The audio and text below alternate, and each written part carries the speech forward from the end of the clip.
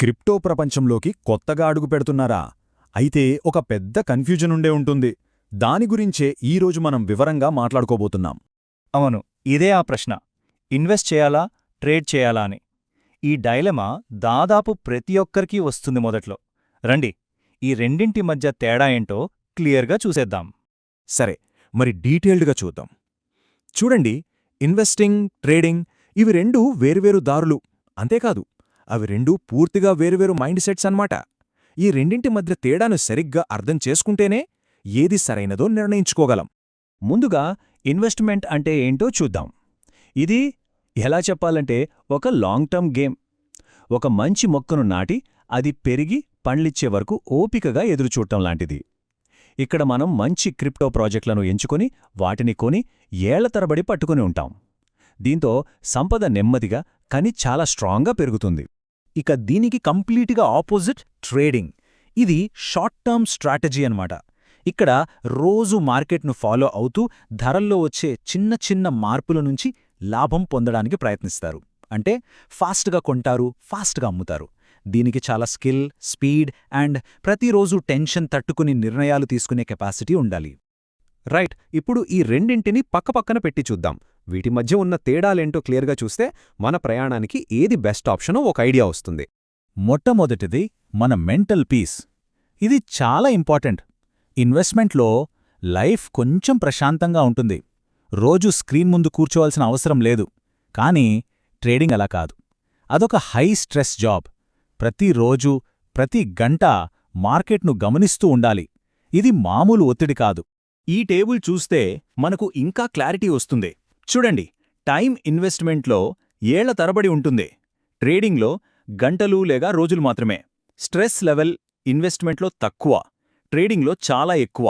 Skill విషయానికొస్తే ఇన్వెస్ట్మెంట్కి ఒక project బలమేంటో తెలియాలి. దాన్ని ఫండమెంటల్స్ అంటాం. అదే ట్రేడింగ్కి చార్ట్లు చదవడం రావాలి.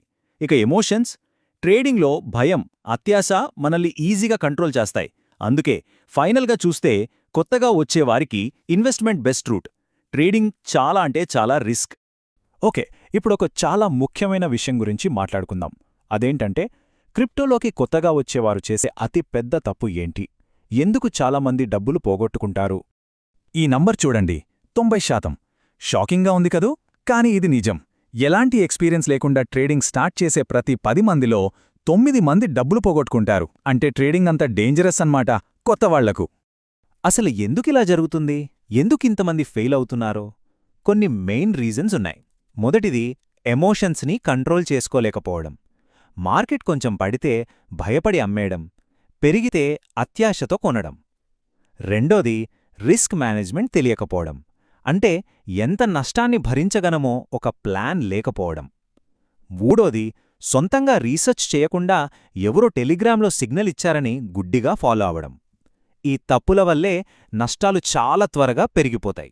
మరి ఇంత రిస్క్ ఉన్నప్పుడు కొత్తగా వచ్చేవారికి సేఫ్ రూట్ ఏది? ఏదో గ్యాంబ్లింగ్ లాగా కాకుండా సేఫ్టీకి, నేర్చుకోవడానికి ఇంపార్టెన్స్ ఇచ్చే ఒక మంచి స్ట్రాటజీ ఏంటో ఇప్పుడు చూద్దాం. ఈ కొటేషన్ చూడండి, ఇది చాలా పవర్ఫుల్. ట్రేడింగ్ డబ్బును సృష్టించదు. క్రమశిక్షణ లేకపోతే అది డబ్బును నాశనం చేస్తుంది. ఇది ఎప్పుడూ గుర్తుపెట్టుకోవాలి. అందుకే కొత్తగా వచ్చేవారికి ఒక గోల్డెన్ రూల్ ఉంది. చాలా సింపుల్, 2 స్టెప్స్. స్టెప్ 1, ఫస్ట్ ఒక ఇన్వెస్టర్గా మారండి. మార్కెట్ను అర్థం చేసుకోండి, ఓపిక పట్టడం నేర్చుకోండి. స్టెప్ 2, ఆ తర్వాత ఒకవేళ మీకు నిజంగా ఇంట్రెస్ట్ ఉంటేనే ట్రేడింగ్ గురించి ఆలోచించండి. గుర్తుంచుకోండి, బలమైన ఫౌండేషన్ లేకుండా బిల్డింగ్ కట్టలేం. ఇక్కడ ఇన్వెస్ట్మెంటే ఆ ఫౌండేషన్. నిజానికి ఇన్వెస్టర్గా ఉండటంలో ఒక పెద్ద అడ్వాంటేజ్ ఉంది. పాత డేటా చూస్తే బిట్కాయిన్ లాంటి ఒక మంచి అసెట్ని కొని దాన్ని ఒక 3 నుంచి 5 ఏళ్లపాటు హోల్డ్ చేసిన వాళ్లు రోజూ ట్రేడింగ్ చేసేవాళ్లకన్నా ఎక్కువ లాభాలు సంపాదించారు. ఇదే ఓపిక యొక్క పవర్. కాంపౌండింగ్ మ్యాజిక్ అంటే ఇదే. సో చివరిగా ఒక ప్రశ్నతో ముగిద్దాం. క్రిప్టోని మనం ఎలా చూస్తున్నాం? ఒక క్యాలిక్యులేటెడ్ ఇన్వెస్ట్మెంట్గా చూస్తున్నామా, లేక అదృష్టాన్ని పరీక్షించుకునే ఒక గ్యాంబ్లింగ్లా చూస్తున్నామా? మన మైండ్ సెట్, మనం ఎంచుకునే దారే మన రిజల్ట్ను డిసైడ్ చేస్తుంది.